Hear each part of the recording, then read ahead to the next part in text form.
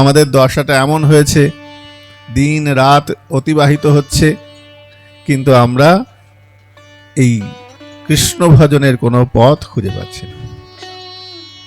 তখন মন চিৎকার করে উঠল, এইবার করুণা করো বৈষ্ণব গোসাই। কেন বৈষ্ণব গোসাই? কেন না, তোমার মতন পতিত পাবন আর কেউ নাই, দ্বিতীয় কেউ নাই। বলেন আমার মতন পতিত পাবন দ্বিতীয় কেউ নাই, আমি কি করতে পারি? বলে যাহারও নিকটে গেলে পাপ দূরে যায়।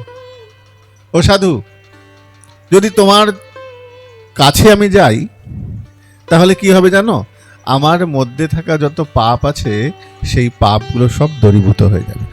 যাহারও নিকটে গেলে পাপ দূরে যায়।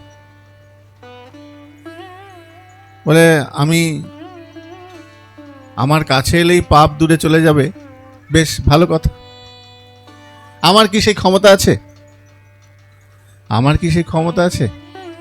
এমনও দয়ালু প্রভু কে বা কোথা পায়? আমি জানি তুমি পরম দয়ালু, হে বৈষ্ণব ঠাকুর, হে করুণার সাগর, তোমার মতন দয়ালু আর পৃথিবীতে কেউ নাই। বলে কি, আচ্ছা বিপদে পড়া গেল, এটা আবার কেমন কথা? এটা কেমন কথা? আমি তোমার কি করে উপকার করব?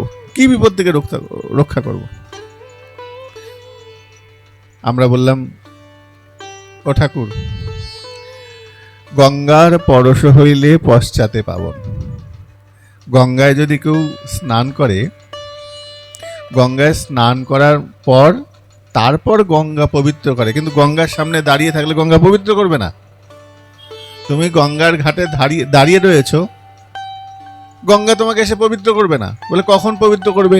বলে যখন গঙ্গার মধ্যে প্রবেশ করে অবগাহন করবে, ডুববে, মাথা নত করে প্রবেশ করবে জলের অভ্যন্তরে, তারপর গঙ্গা তোমার পাপকে মোচন করবে। কিন্তু প্রভু তোমার তুমি তো দয়ার সাগর, তুমি হয়তো নিজেও জানো না, অদ্ভুত তোমার প্রকাশ। তো তুমি কি করো? গঙ্গার পরশ হইলে পশ্চাতে পাবো। তোমার গুণটা কিরকম? অন্তর পবিত্র করো, এই তোমার গুণ। অন্তরকে পবিত্র করে দাও।